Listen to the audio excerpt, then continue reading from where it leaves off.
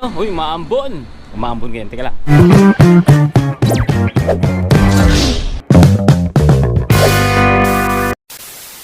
So yun po, no? What's up sa inyo mga paangat? Magandang umaga, tanghali, hapon, gabi, and syempre good blessed morning na naman sa inyo dyan mga paangat sa buong mundo. At thank you Lord for the wonderful morning today. Every time check na, mag-aalas 10 na mga paangat ng umaga. Maulan-ulan o maambon-ambon.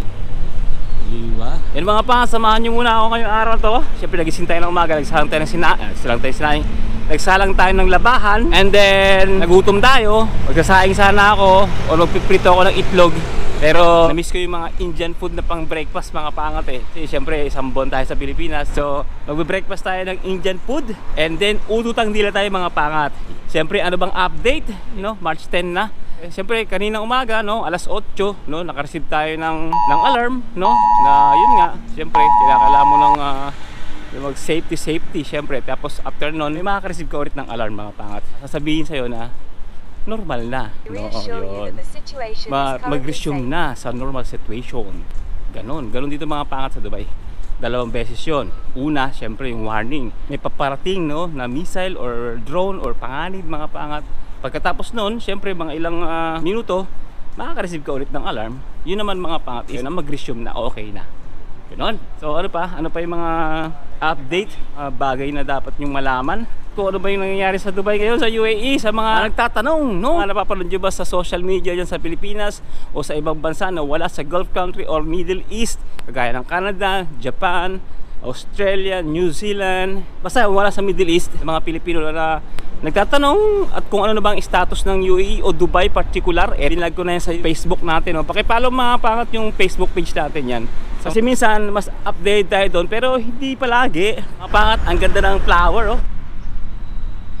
Very beautiful. By the way mga pangat, bago ko makalimutan, syempre gusto ko lang i-shoutout yung ating anak na nag-birthday nung March 4. Happy birthday sa'yo Ralph. Syempre good job sa grades mo na pinaghihirapan mo na makapasa for the future mo ninyan, di ba? Shoutout pala sa lahat ng mga nag-comment. Grabe, ang daming muka, ang daming bagong tao dun sa community nung comment section. Ang dami talaga. Yung iba na-replyan ko na, yung iba hindi pa, pero nababasa ko na kasi medyo syempre yung oras natin At syempre natutuwa naman ako, sobrang lupit. Yun, maraming salamat. Shoutout sa inyo lahat sa mga bagong sumusuporta dyan at sana huwag kayong magsawa mga pangat Pre, lagi ko kayong i-update sa kung ano man ang nangyayari dito mga pangat sa Dubai. Yan, di ba? Samusa muna tayo, samusa. Hindi, dosa pala, dosa. Breakfast real in Dubai. So yun mga pangat, katapos natin manginain, sayin muna tayo. At habang nakaupo at nanginginain mga pangat, nagbasa ako ng mga comment. Pinapainit yung ulo ko. Ginigigil niya talaga ako talaga. Ay, talaga naman.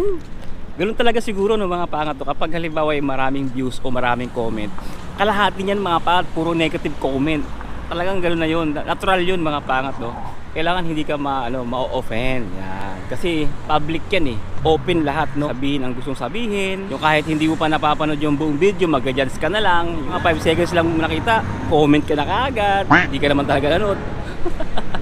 Comment ka agad Wala man lang nod-nod Ang bira yan Upo tayo doon kung saan tayo nag-vlog nung nakaraan. Kaya lang nung nakaraan is gabi. Tamang-tama, walang ganong katao-tao. Pwesto tayo rito.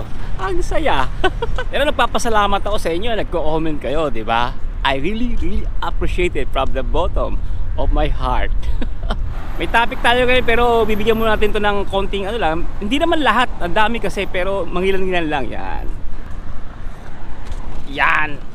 Yun. So ito mga pat, babasahin natin yung mga 2-3 comment lang mga pangat Hilda Rodriguez, FIY or for your information, vlogger ha, almost late na. 1 week ago na yan. Nangyari, dapat hindi mo na yan in-upload or kinontent. Padagdag ka pa sa problema, tahimik sa Dubai. Wait, meron pa. Ito pa. Marami yan Pero hindi natin pwede siya maubos yung vlog natin kasi meron talaga tayo, kung ano yung nasa title, yun talaga yung topic natin mga pangat Si Ella Diamond, shoutout po sa inyong lahat dyan. Noon yan, balik-balik lang para ka lang magkapera. May ganon. Sabi anak na wag na sa vlog manood yan sa mga vlogger na fake news Ang masasabi ko lang mga pangat, no, hindi sila nanood. 17 minutes yung video. Ang pinanood lang nila 10 seconds, 1 minute, yung intro lang talaga. Pero yung the whole video, hindi nila pinanood.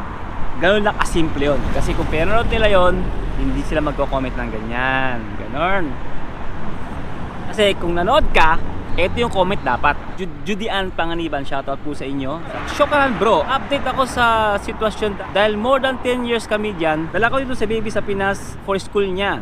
And si Habi nandyan sa Dubai. Hindi ako tinamaan sa news. Mas talagang tinamaan ako sa mga sinabi. Kailangan mawala man tayo sa mundo, malinis ang kaluluwa. So yun yung nanood mga pangat, no? Napanood niya. Kasi yung mga words ko na yun mga pangat is bandang dulo na yun. At ito pa mga pangat, ang talagang nanood mga Edward Reyes. Shoutout po sa inyo sir. Sabi niya, mali lang ang pensan ng first event mo. February 28, nag-umpisa ang atake. At ang Dubai ay walang US base. Inatake lang ang Dubai dahil sa ginagamit ng US ang Jabil Ali Port para sa kanilang mga US aircraft carrier. Ang military base mga pangat, nasa Abu Dhabi lang. Yon, salamat sa correction sir. Yun yung mga talagang totoong nanonood mga pangat, no?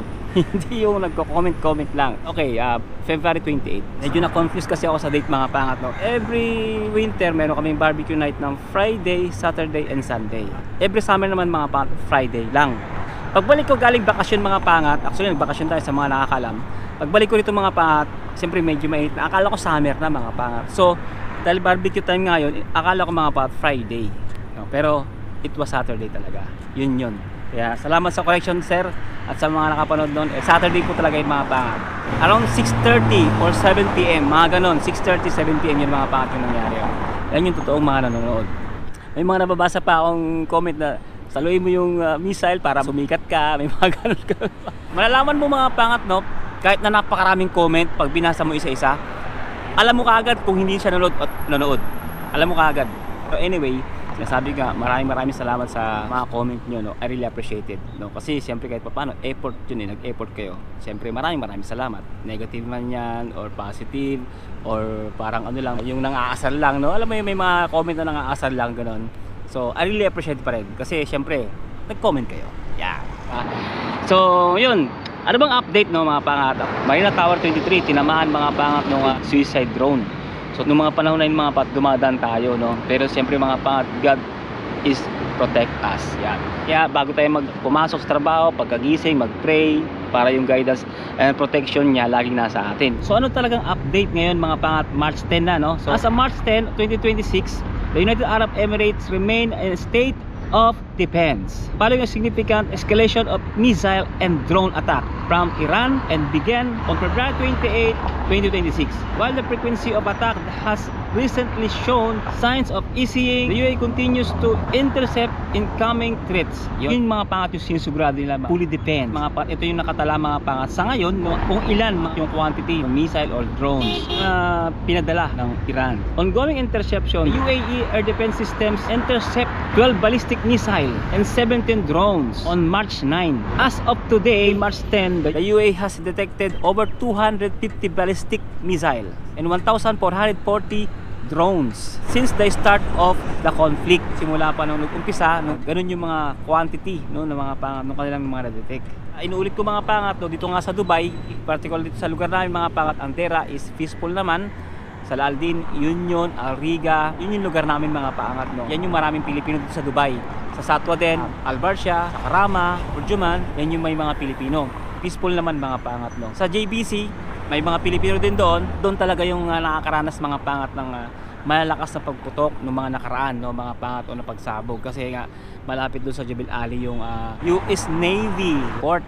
Yan, yung daungan mga pangat.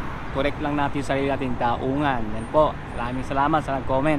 At kung tinatanong nyo naman mga pangat, kung may mga na-damage ba, no, individual mga pangat, sabi ng the Ministry of Defense confirmed the death toll from these attacks as recent to 4. So 4 na mga pangat, no? With 117 minor injuries reported. Most injuries result from falling debris rather than direct attack. Yan mga pangat. So ibig sabihin na hindi direktang tinamaan. Hindi talaga sila tinamaan ng missile, hindi sila tinamaan ng drone. So tinamaan sila mga pangat ng debris. Kasi yung debris na yan, parang kang tinirador niyan, parang kang binato o depende sa laki. Talagang makakaramdam ka ng injury mga pangat. Kaya ingat lang tayo mga pangat. So inuulit ko, itong DERA sa lugar namin mga pangat, peaceful dito, safety, maingay lang ang mga marites. Pero yung missile, wala. At kung tinatanong yung mga pangat, kung halimbawa, paano kami na alerto, paano kami nasasabihan mga pangat, o nalalaman namin mga pangat na may mga missile na parating or may mga panganib na parating mga pangat.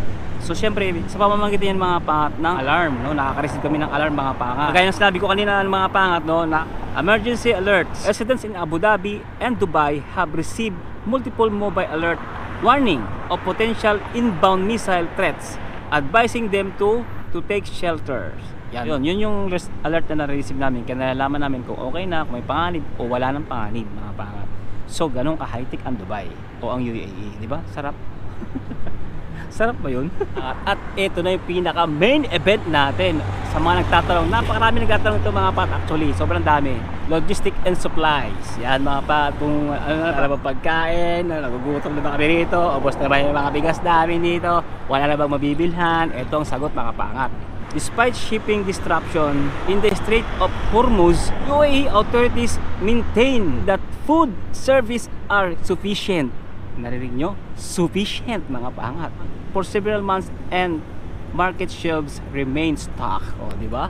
Sabi ko sa inyo, marami. So ano ba mga pangat yung Strait of Hormuz? Sa mga hindi nakakalam ng Strait of Hormuz, iyan po mga pangat yung daanan ng mga kalakal, mga pangat ng mga gas, no? Yung mga fuel, yan mga pangat dyan dumadaan sa, yun sa may patusok na yan, yung ilog o dagat ba yan? Diyan dumadaan mga pangat. Yan yung Strait of Hormuz ng mga pangat. So pag nagkagulo talaga, maapektuhan yung ekonomiya, lalo na pagdating sa fuel or gas mga pangat. So yun, sinigurado naman mga pangat, nakita nyo naman, nabasa naman natin noon, na sinigurado mga pangat ng UAE na ang UAE mayroong supply sa loob ng ilang buwan mga pangat. Ayun, shoutout ulit sa mga Pilipino mga pangat na may mga kamag-anak dito sa Dubai, sa UAE. Ito po yung sitwasyon namin pagdating sa food, pagdating sa safety, no? At syempre nagpapasalamat ulit tayo sa ating Panginoon, no, na lagi niya tayong pinoproteksyonan, guidance, no, and wisdom na nagmumula sa kanya. Syempre mga pangat, at wala tayong ibang lalapitan sa lahat ng sitwasyon, sa lahat pagdadaanan natin sa buhay, pamilya mo, kamag-anak mo, o kung sino mang pinaka top na tao dito sa mundo mga pangat, hindi yan makakatulong sa atin pagdating sa ganitong sitwasyon mga pangat. Walang ibang makakatulong sa atin kundi si Lord lang mga pangat, kundi si Lord lang. Kaya lagi lang tayong maniwala sa kanya at magtiwala, no? Patuloy na magtiwala mga pangat. Siyempre wala namang tayong magagawa talaga, walang magagawa ang kahit sino at kahit anong bagay pa, o kahit ang bilyon o trilyon mo sa bangko o saan mang lupalop yung kayamanan mo, hindi yan makakatulong mga pangat kapag dating sa ganitong sitwasyon. Gusto ko lang iwan tong talata na itong mga pangat. 1 Timothy 6:17, sabi niya, "Command those who are rich in this present will not be arrogant, nor to put their hope in wealth, which is so uncertain, but to put their hope in God, who richly provides us with everything for our enjoyment." Yun mga pangat, diba? Maliwanag na sinasabi, walang magagawa ang kahit anong kayamanan, wealth, kahit sino pang mayaman sa mga panahong ito, walang magagawa mga pangat. Nasaksihan ko yung mga pangat, nung pandemic, nung bagyo, dito mga pangat, nung thunderstorm, yung pandemic, marami tayong vlog niyan mga pangat, hindi nyo pa napapanood, yung mga content ko sa pandemic, ayan. Tapos yung bagyo, ayan din, no, mga pangat, yung malaking thunderstorm dito, ayan din. At yung ngayon, kasalukuyan no mga pangat, nasaksihan natin mga pangat, no, na talagang walang magagawa yung mga Ferrari, mga luxury cars na yan, mga luxury buildings, mga luxury villas, even the highest position in this earth no mga pangat na mga tao, walang magagawa mga pangat. Walang iba kundi si Lord lang. Sa mga nakakabasa no, ng buhay ni Josipat mga pangat, no, so noong mga panahon na lulusubin sila nung napakaraming armies na mga kalaban nila. Ngayon, ginawa ni Lord, no, sa mga military or sa mga hukbo ni Josipat, mayroong pagsubok mga pangat na pinagdaanan, no. Ang nangyari, paunti ng paunti yung mga military na hawak ni Josipat, no, mga pangat, paunti ng paunti, hanggang sa napili lang is pangilan-ilan lang mga paangat. Sinabi ni Lord, sapat na ang bilang na ito para kayo manalo. Siyempre, para sa mata ni Josipat, para sa mata ng mga military o mga warrior, parang imposible kasi napakarami, di ba, ng mga kalaban nila. Parang imposible, pero mga pangat, nothing impossible in God, no mga pangat. Kasi minsan, o madalas na pagkakataon mga pangat, gusto ni Lord, siya dapat ang nilalapitan natin. Hindi tayo dapat nananangan sa ating kakayanan, sa ating ability, sa ating kalakasan, no, sa ating talino. Wala yun mga pangat. Gusto ni Lord, sa Kanya lang tayo aasa lagi, no, mga pat. Kahit gaano katalino, kahit gaano kalakas, kahit gaano kagaling, sa Kanya lang tayo aasa. Ganun yung gusto niyang patunayan no, kay Josipat mga pangat. Nagpray lang si Josipat, no, mga pangat. At ano ba nangyari? Pagkatapos niya magpray, tapos na yung laban. Bakit? Sila mismo yung naglaban eh. O, di ba? Ganon kalapit mga pangat. hindi man lang sila galusan. Di ba? Gusto kong sabihin sa inyo mga pangat. Sa ganitong sitwasyon, sa magulong sitwasyon mga pangat, wala tayong magagawa. But si Lord, ang ating Diyos, may magagawa. Siyempre mga pangat, tingnan natin kung ang sitwasyon ng pamilihan. Dahil bibili tayo mga pangat ng ating tanghalian. Yung tubig, ganun pa yun. Mababa pa rin presyo ng tubig. Mga nakasale pa mga pangat eh. So dito yan mga pangat sa Biba, muro kapat Biba. Pasok naman tayo mga pangat sa West Zone. Pero plano lumilipad. Oo. Diba? Lumili ko. Kapaplight lang yan. West Zone naman tayo. West Zone. Puno ang prutas. Yan. Puno tayo. Puno. So walang panic buying. Sa karne, ganun pa rin. O, yan. Dami. Karne pa dito. Napay dami. Example, salmon. O diba? Makakabili ka pa rin. Isda, ano pa rin, diba? So yung bigas, ganoon pa rin mga pangat, o 18. Hindi naman sila nagtaas ng presyo, ganoon pa rin. So jasmine rice, may 17 pa nga ako. Diba? O maraming mantika, stock. O mga dilata, dami. O Philippine Supermarket, dami stock. O dami pang noodles, hindi kayo mauubusan. Yan o. Mga baboy din, baboy, Philippine products, diba dami. Dyan yan sa Philippine Supermarket mga pata. Philippine Supermarket.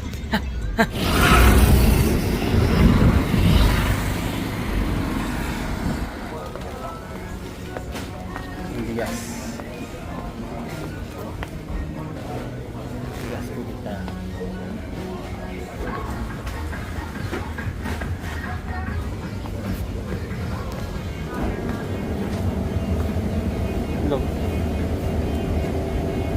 Itlog, dami itlog oh.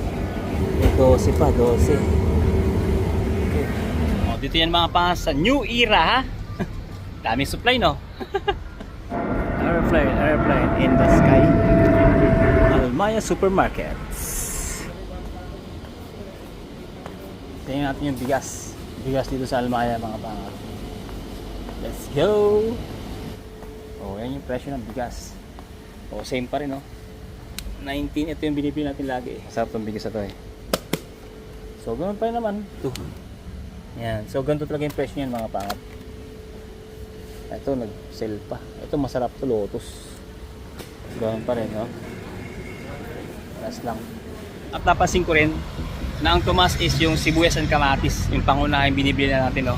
Pero generally mga pangat, same lang. Yung bigas, yung tubig, yung mga sabon, same lang. Yun mga pangat, maraming salamat sa panonood. At syempre hanggang dito itong vlog ito. At kung nagkaroon kayo ng idea muli dito sa Buhay Boy sa Dubai at na-update ko kayo kahit papano, syempre don't forget to like, share, and subscribe mga pangat. At syempre think positive lang, good vibes, God bless you all sa lahat ng pagsubok at tagumpay. To God be the glory and see you in the next one mga pangat. Let's go!